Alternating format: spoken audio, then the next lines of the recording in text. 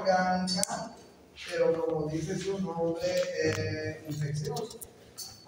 Y yo les estaba mostrando la estadística del shock septic. Miren, el 1% de admisiones hospitalarias pueden hacer shock septic. El 1 a 1.2. Ese es un número bastante muy elevado. Y alrededor del 20 al 60% de pacientes infectados con alguna infección pueden desarrollar shock séptico. Imagínense. Y la mortalidad del shock séptico es muy elevada, 40 a 70% de mortalidad. O sea, un shock séptico es una septicemia, una infección que ya está generalizada. Y bueno, para los médicos combatir esa infección generalizada ya se hace muy complicado. Porque ustedes se darán cuenta que cuando un germen ha inundado todo nuestro organismo, combatir contra ese germen va a ser difícil porque además ese germen va a dar lesiones a todo nivel. Y entonces nosotros tenemos que no solo preocuparnos del germen, sino preocuparnos de todos los daños que está generando. ¿Ya? El 50% se debe sobre todo a hipotensión refractaria y el otro 50% a falla multiorgánica. ¿Ya? Fíjense.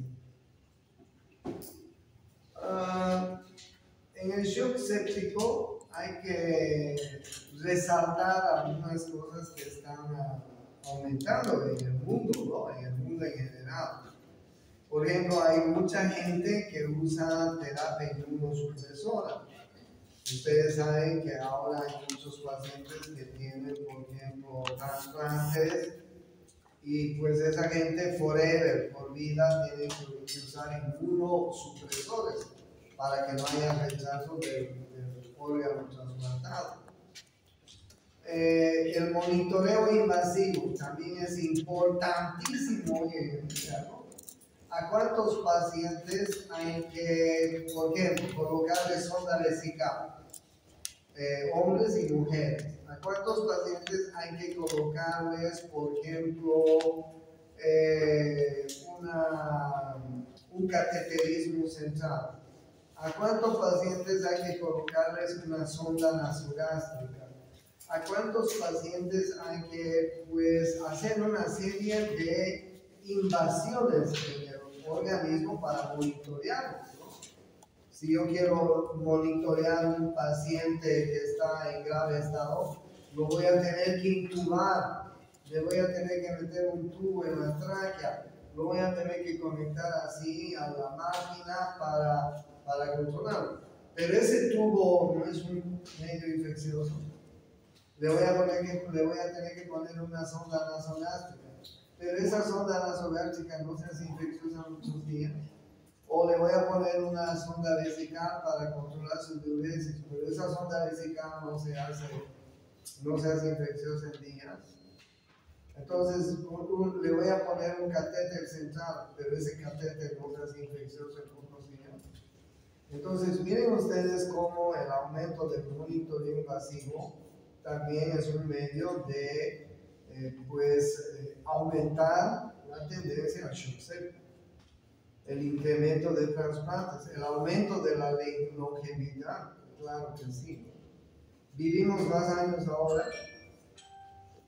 Les cuento que a mediados del siglo XX, un poquito más antes, en la guerra del Chaco, dicen que el promedio de vida en Bolivia era de 35 años. Posguerra, hasta el 50, el promedio de vida ha sido 45, 50 años. ¿Okay? ¿Por qué? Porque la gente, Santa Cruz no era muy poblada como ahora, ¿no? Más estaba la gente concentrada en el collado. Pero los collitas se dedicaban pues a la minería, desde chicos. Desde chicos tenían que trabajar y pues terminaban tuberculosis, silicosis y una serie de enfermedades.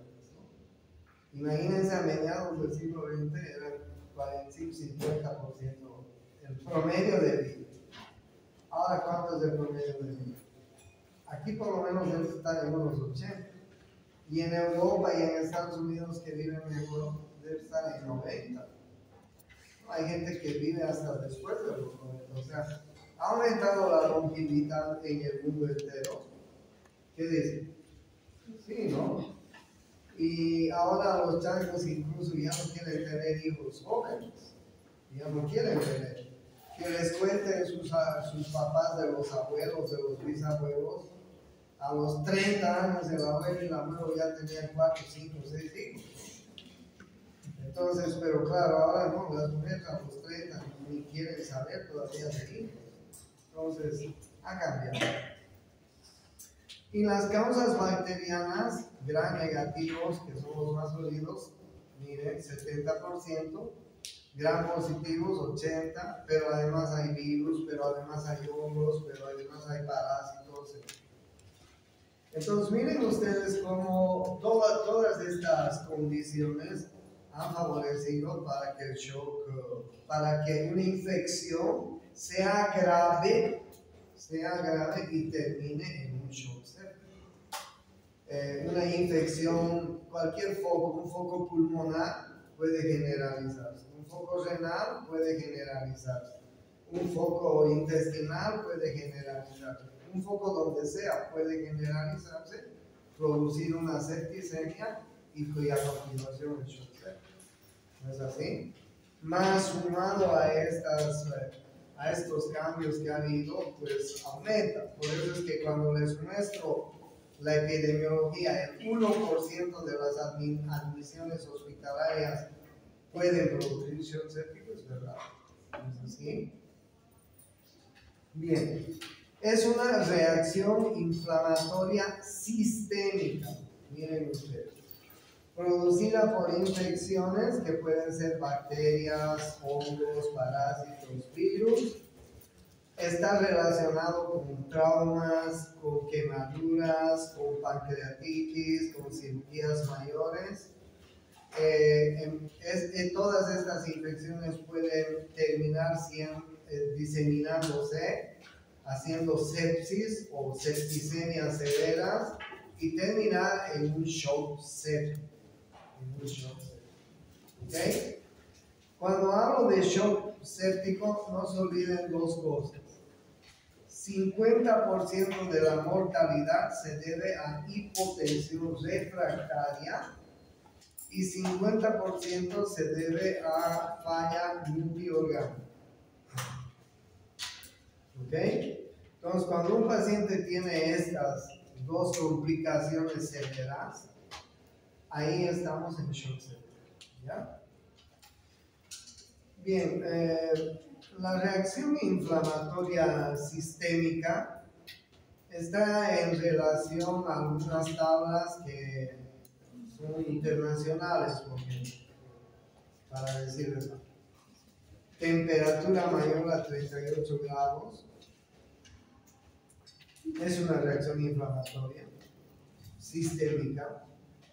Temperatura menor a 30 grados, la frecuencia cardíaca de 90 latidos mayor a 90, la frecuencia respiratoria mayor a 20, la PCO2 menor a 32, los leucocitos mayor a 12.000 o menor de 4.000, o que haya una presencia de 10% de formas inmaduras de leucocitos en el hemograma. ¿Ya? Entonces, este es un parámetro que te puede ayudar a catalogar a tu paciente. Si estás tratando un paciente infeccioso y este paciente tiene estas condiciones, por favor piensa en que ese paciente se puede estar agravando. ¿Okay? No le des opción al microorganismo a que haga este tipo de complicaciones, porque después te vas a ver comprometido, es decir, ese tu paciente se está complicando y tienes que pues alertar bien porque necesitas mayor cuidado, ¿ya? Probablemente tu paciente ha ingresado con alguna infección localizada, pero en lugar de mejorar va a empeorar en 1 o 2 días y comienza a hacer estas condiciones, entonces por favor, ten el suficiente razonamiento para darte cuenta que tu paciente no está mejorando, está empeorando. Entonces tendrás que cambiar de esquema, de actitud en el tratamiento. ¿Ya? Hay algunas definiciones que hay que tomar en cuenta. Sepsis, 2 o más criterios de la respuesta inflamatoria sistémica en presencia de una infección. Sepsis severa asociada a hipoperfusión o hipotensión. Y shock séptico, hipoperfusión total e hipotensión refractaria a los líquidos, que requiere un apoyo cardiovascular y farmacológico. ¿Ok? Y mi paciente está muy grave. Yo le estoy dando los líquidos que él necesita. Estoy controlando su fluidez, su presión arterial, su frecuencia respiratoria. Estoy controlándole bien. Pienso que estoy hidratando bien, pero aún así no mejora. No mejora porque hay una hipotensión arterial. Entonces necesito apoyo medicamentoso para que ayuden al corazón y a los grandes vasos a que trabajen mejor. Entonces voy a necesitar. Entonces, ¿cuál es la definición actual del sepsis? Un estado metabólico de desequilibrio entre la oferta y el consumo de oxígeno. ¿Ya? ¿Cuál es la fisiopatología del shock séptico? En un resumen, ahí ustedes tienen el ingreso de microorganismos a nuestro cuerpo. Ahí ustedes tienen la reacción de nuestro organismo a través de los mecanismos defensivos inmunitarios. Hay una reactividad intracelular por la combinación de estos dos mecanismos de ingreso y de defensa.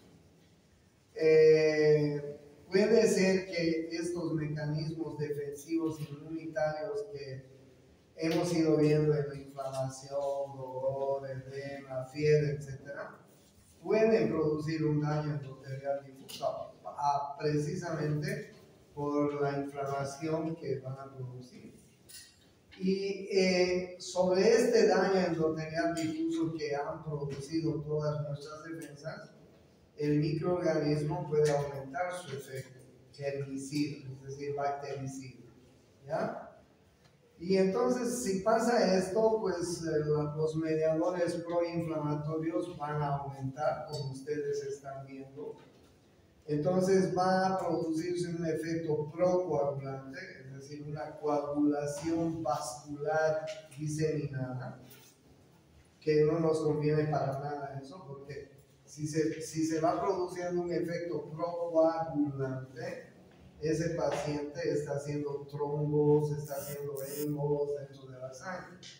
Pero seguramente tendríamos que usar qué cosa para que no hagan trombos, embos, anticoagulantes, ¿no es cierto? Ese paciente puede sangrar, ¿sí? Ese paciente puede sangrar y puede haber una alteración de la perfusión de los órganos indefectiblemente. Entonces, si hay una alteración de la perfusión de los órganos, se va a producir una severa resistencia vascular periférica, ¿sí? Porque están hipoperfundidos los órganos y los aparatos. Esta severa resistencia vascular periférica va a disminuir la presión arterial, va a disminuir el gasto cardíaco, va a producir una falla multiorgánica, puede producirse una insuficiencia cardiovascular, como ustedes están viendo, ¿sí? Esta insuficiencia cardiovascular puede llegar a llevar al miocardio a que se deprima o se dilate, una insuficiencia cardíaca aguda. Y en los grandes vasos y en los pequeños vasos puede producirse una vasodilatación inicial, luego una vasoconstricción casi definitiva, luego una mal distribución de la sangre, una lesión endotélica, ¿sí? Entonces, todas estas causas que les estoy mostrando son las causas que pueden llevar a una falla multiorgánica.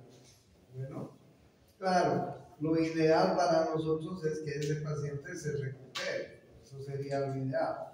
Pero vean ustedes que una disminución de la resistencia vascular periférica, creo que diga una disminución severa de la resistencia vascular periférica, es decir, la sangre no llega bien a la periferia y no está llegando bien a los órganos nobles que tenemos, cerebro, corazón, riñones fundamentalmente, entonces se va a producir todas estas complicaciones. Hipotensión, disminución del gasto cardíaco. Esto va a llevar a una insuficiencia cardíaca, como ustedes están viendo, y también a una insuficiencia vascular, ¿no es cierto? Que puede llevar a una falla multiorgánica. Doctor, Dime. ¿qué arteria disculpe? ¿Presión arterial? Ese. Tensión arterial. Ay, gracias, doctor. Yo sé que fue venir. Falla multiorgánica. Gasto cardíaco. ¿Ya? Esto es resistencia vascular periférica, disminución de la tensión arterial o presión arterial, disminución del gasto cardíaco, falla multiorgánica, bueno, y todas las cosas. Bien que me pregunto. ¿Cuál es la falla que hay a nivel de los vasos sanguíneos? En la primera fase de la inflamación, como habíamos visto en inflamación, en la primera fase, la fase inmediata, hay una vasodilatación de los vasos, que permite la llegada de los glóbulos blancos, de todos los sistemas de defensa al lugar, ¿no es cierto? Para que nuestros sistemas de defensa puedan estar atentos al foco infeccioso. Pero después de un par de horas, unas cuantas horas, esa vasculatura se va a constreñir, se va a cerrar y se va a producir una vasoconstricción. Si hay una vasoconstricción, claro, periférica va a haber, ¿no es cierto? Pero si hay una vasoconstricción central, imagínense que los vasos se cierran a nivel de los órganos centrales y además nobles que necesitan siempre estar irrigados. ¿Cuáles son? El cerebro, el riñón, el corazón, ¿no es cierto? Si hay una vasoconstricción, entonces va a haber una mala distribución del flujo. Si los vasos sanguíneos no tienen una buena distribución del flujo sanguíneo, el endotelio vascular va a ir lesionándose porque ahí van a comenzar a actuar plaquetas, factores de coagulación y van a ser los responsables de que ese endotelio pueda producir trombos, pueda producir coagulación diseminada, puede producir alguna lesión endotelial en los propios vasos. Entonces, esto es lo que pasa en los vasos sanguíneos, ¿ya?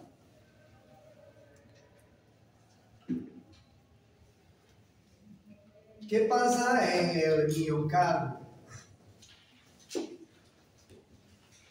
Inicialmente, como el miocardio no está recibiendo buena sangre, entonces el miocardio dice, miércoles, ¿qué pasó acá? Me voy a agrandar un poquito para ayudar a aumentar la distribución de sangre. No se da cuenta de que ha habido una vasoconstricción, de que no hay una buena llegada a los órganos, él mismo está sufriendo, entonces dice, a ver, agrandaré un poquito, se produce la dilatación cardíaca, ¿no? Para poder compensar en la fase temprana y el corazón debe decir, miércoles, si me agrando, tal vez mejoro el bombeo. Pero el corazón no puede estar en condiciones normales dilatado, ¿no es cierto?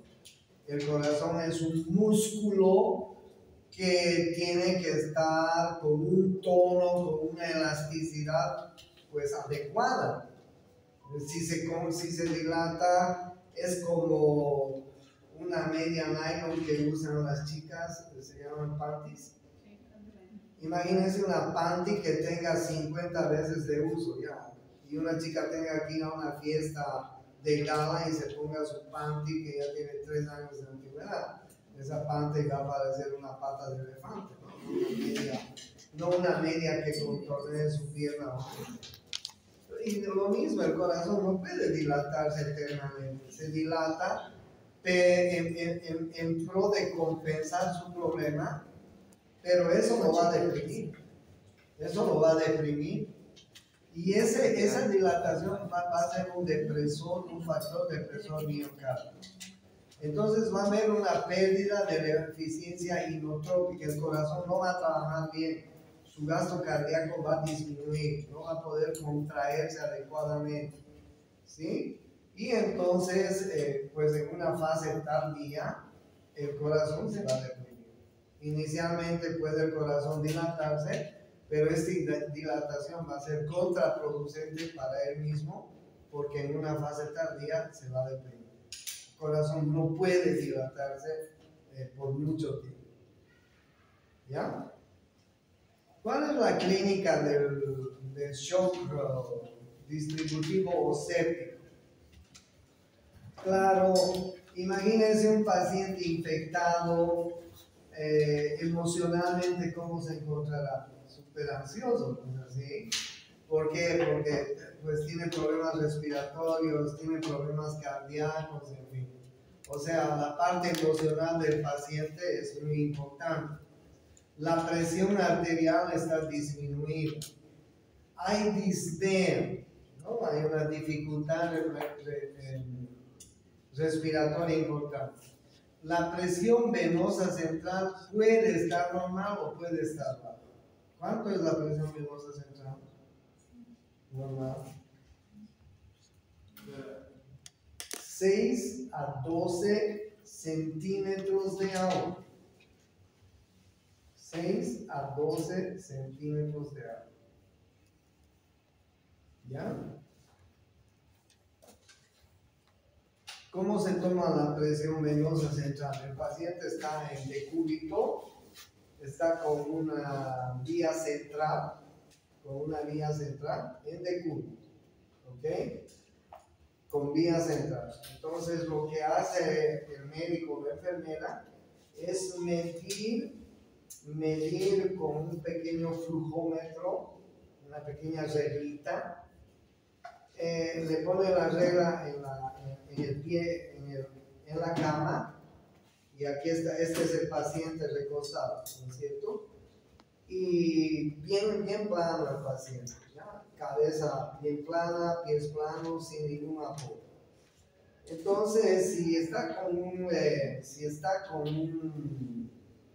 un buen cateterismo central, esta reglita comienza a marcar casi en el medio del cuerpo del paciente su presión venosa.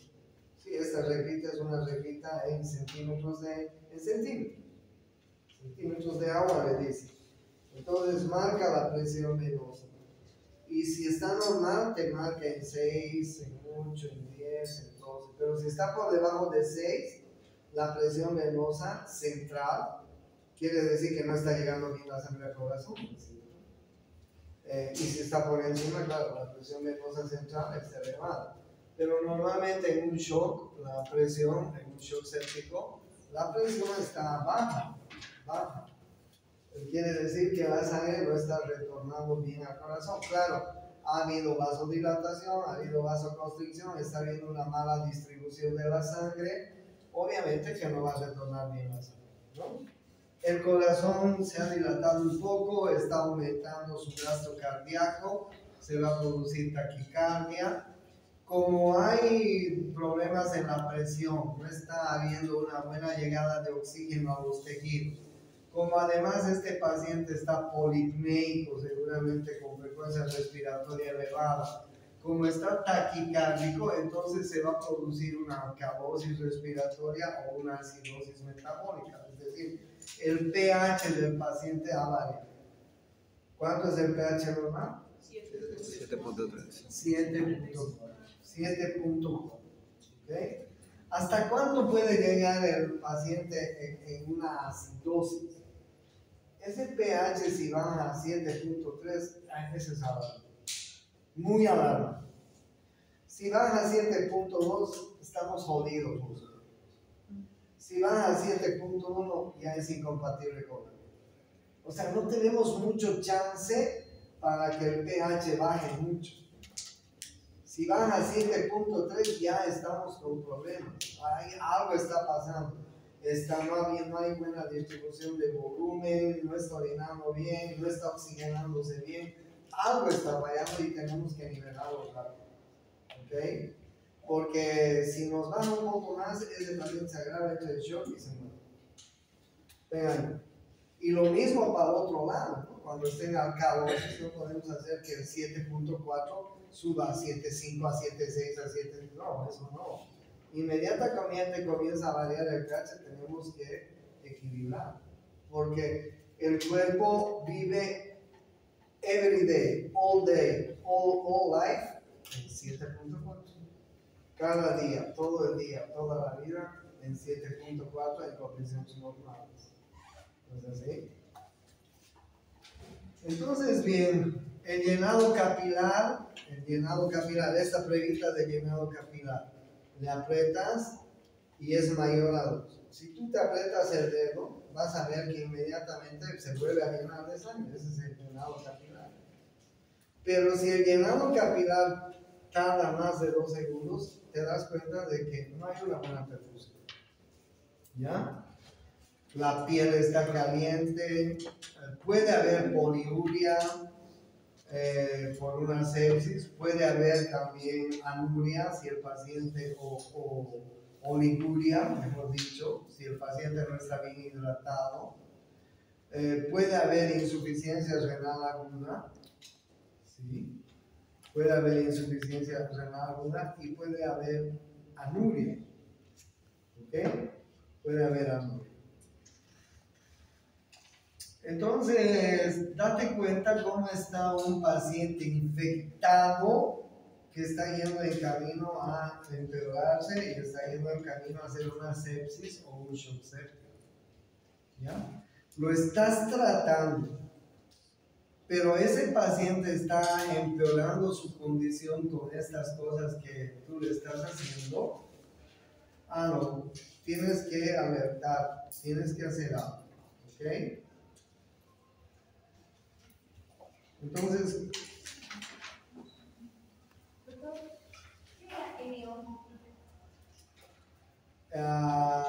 este NO, sí, anuria, no orina.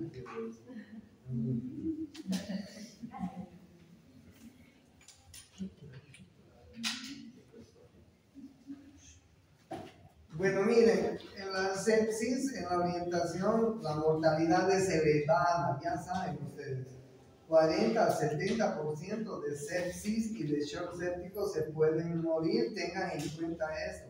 Cuando tengan una infección, por más leve que les parezca, sean siempre, no agresivos, pero sean siempre orientados, sean siempre cautos, sean siempre digamos, capos en tratar con un antibiótico adecuado. Y si tienes dudas, pues no te olvides que hay los cultivos, hay el urocultivo, hay el hemocultivo, hay el cultivo de vías respiratorias, hay el cultivo de vías digestivas. Si un paciente tiene diarrea, has empezado con una sulfa y no ves que mejora en las siguientes 12 horas, haz un cultivo. O antes de empezar el tratamiento, haz cultivos y ves que el estado del paciente al ingreso no es bueno. Si tiene un problema de infección respiratoria, le sacas una radiografía y sabes que puede ser una neumonía, una bronconeumonía, o finalmente no sabes qué es, pues hazle un cultivo. Hazle un cultivo y empieza a hacer tratamiento. No esperes los resultados del cultivo tampoco, porque el cultivo te va a tardar entre 48 a 72 horas. O sea, no digan, voy a esperar que me llegue el cultivo y recién voy a empezar el antibiótico. Hasta entonces tu paciente pues se va a estar velando. Entonces, tienes que comenzar a atacar. Pero dependiendo también de qué infección, si es una infección de las vías altas respiratorias, dale un antibiótico para gram positivos.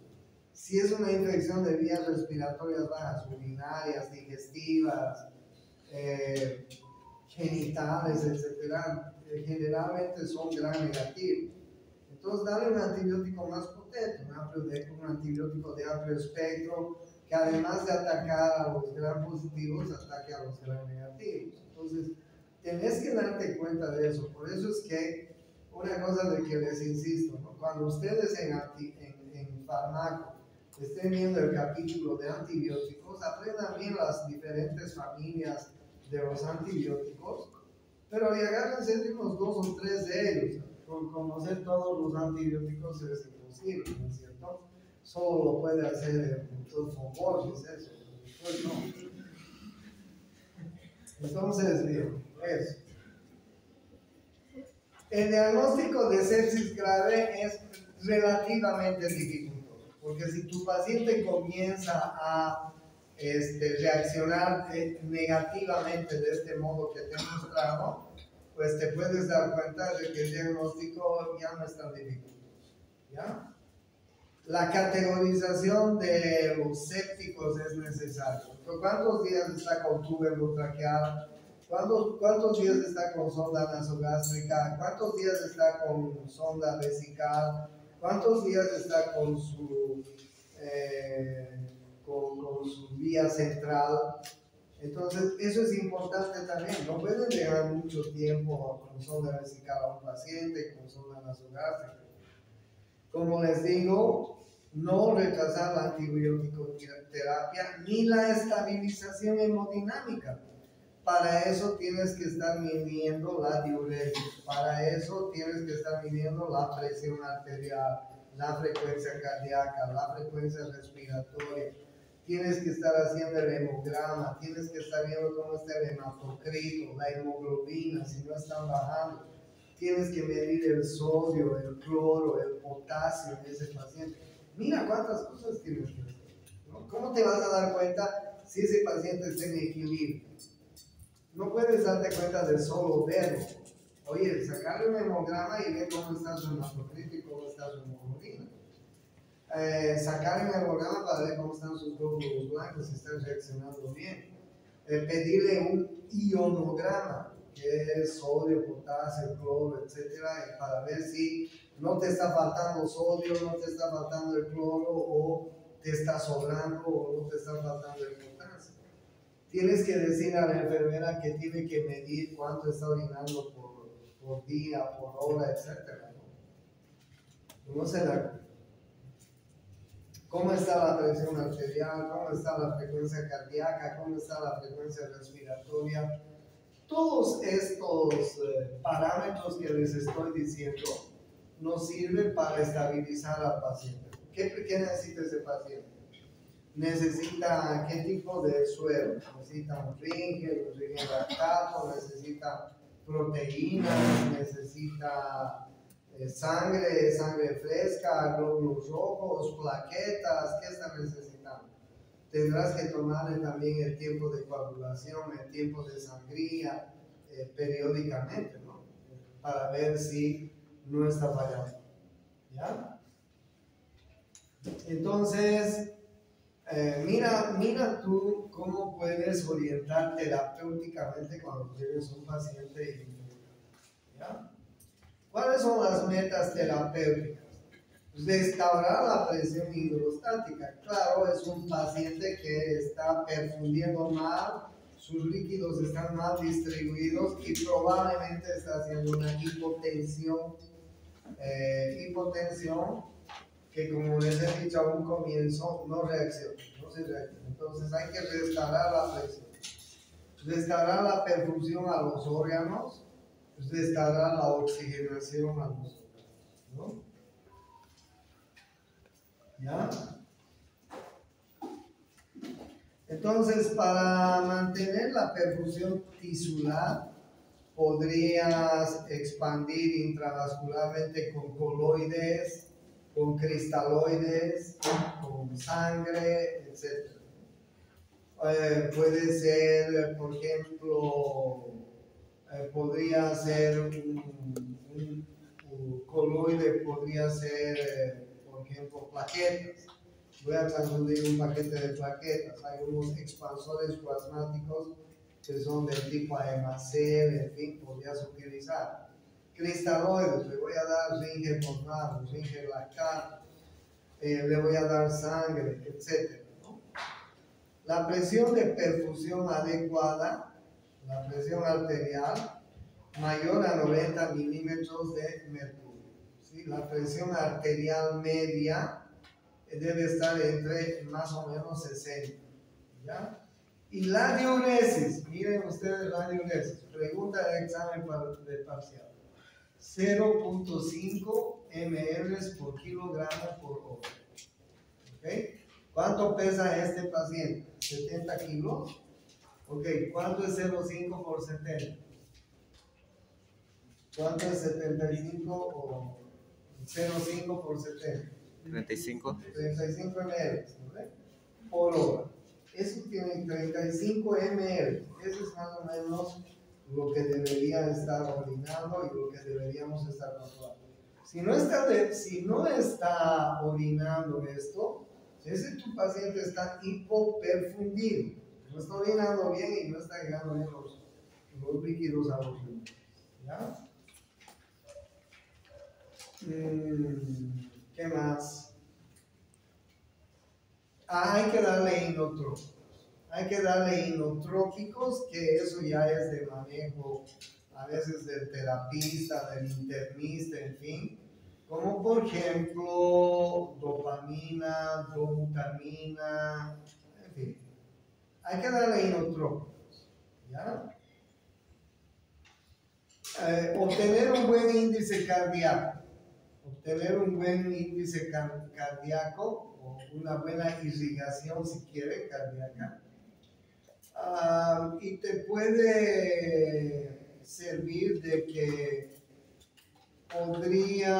hay diferentes reglas, pero no lo voy a señalar esto porque después les voy a enseñar cómo más o menos se debería hidratar a un paciente. Hay otra regla un poco mejor que esta. Entonces hay que dar inotrópicos. No se olviden, preguntas de examen, ¿cuáles son los inotrópicos que se utilizan para mejorar la actividad cardíaca? La dopamina, la dobutamina. ¿Okay? ¿Y cuáles son los vasopresores? Los que van a elevar la presión, que también nos ayudaría junto con los inotrópicos. La epinefrina, la norepinefrina, la dopamina. ¿Ya? Entonces, miren, estos inotrópicos y estos vasopresores no es de uso general. Un médico general no debería usar si no tiene el buen conocimiento de cómo usar. Pero imagínate que estás en la provincia, imagínate que tienes un gran quemado, un gran trauma, un gran infectado. Date cuenta que si no estás logrando lo que tú estás esperando, podrías utilizar estos inotrópicos, podrías utilizar estos vasopresores. Claro, hasta que después venga la ambulancia, lo deriven al paciente a un centro de mejor nivel, etc. Tú podrías estar utilizando. Bueno, este es un protocolo terapéutico de Rivers, así se llama. El paciente tiene que estar oxigenado. ¿Ya? Oxigenado o con ventilación mecánica. Ventilación mecánica quiere decir intubado. ¿No es así? Tiene que tener catéter venoso central. Hay que hacerle un cateterismo arterial. No le puedes poner una aguja mariposa a este paciente o una planilita a este paciente. Tiene que tener un catéter. ¿Ok? Puedes sedarlo si es conveniente, ¿sí? Si la presión venosa central está por encima de sus valores normales, 8 a 12 les dije, tienes que suministrarle suero. Pueden ser cristaloides o coloides. Si la presión arterial está por debajo de 65 milímetros de mercurio o mayor a 90, tienes que darle vasoactivos, ¿ok? Lo que quiere decir es que les voy a preguntar cómo se saca la presión arterial media. Pregunta de examen, ¿ya? Si la saturación venosa central de oxígeno está menor a 70, ese paciente probablemente tenga su hematocrito elevado, elevado, y hay que darle oxígeno, ¿no? Y además hay que darle inotrópicos para que el corazón trabaje mejor. Cuando tienes un shock séptico, tienes que encontrar el nido infeccioso. Este nido infeccioso puede ser pulmonar, puede ser intraabdominal, puede ser a nivel de piel, puede ser en tejidos blandos, puede ser genitourinario, sí, ¿no? Puede ser en cualquier lado, o sea, fíjense. Puede ser un paciente que ha venido con una infección en la piel, que ha empezado con una herida, que no le ha tomado la debida atención, que se ha ido infectando, que después de unos días ha llegado al hospital y se trata de una herida infectada por un accidente simple, y esa herida infectada pues ya se ha diseminado, ¿no? El paciente ahora tiene signos de inflamación, digamos, en el miembro inferior, signos de inflamación marcados, tiene linfadenopatías, y además el paciente está en mal estado, fiebre, presión arterial baja, no está saturando bien, tiene taquicardia, etc.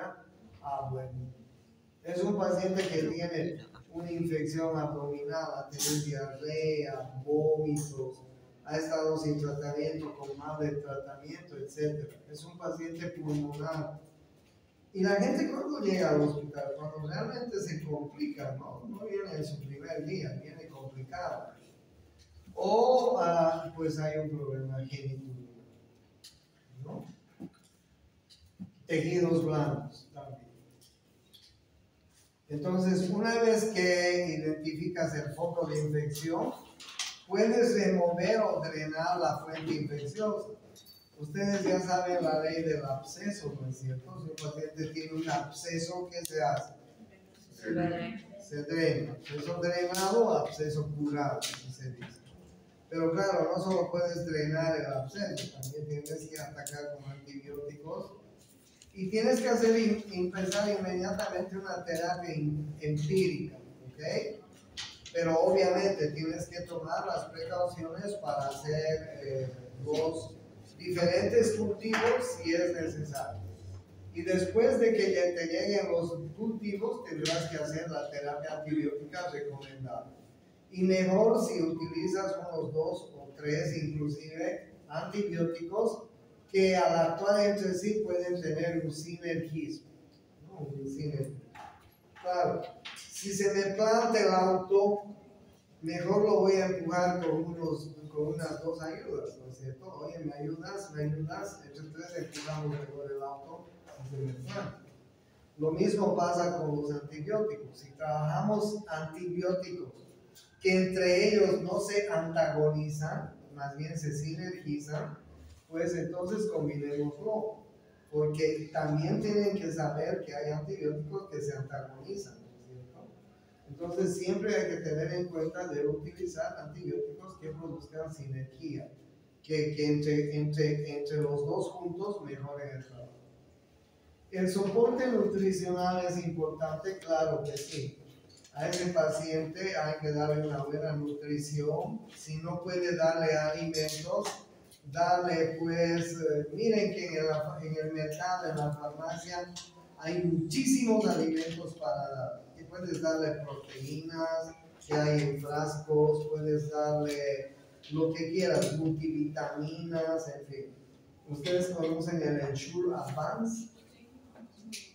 Ok, el Ensure Advance, alguna vez que estén débiles o en su casa débiles, ponen Ensure Advance.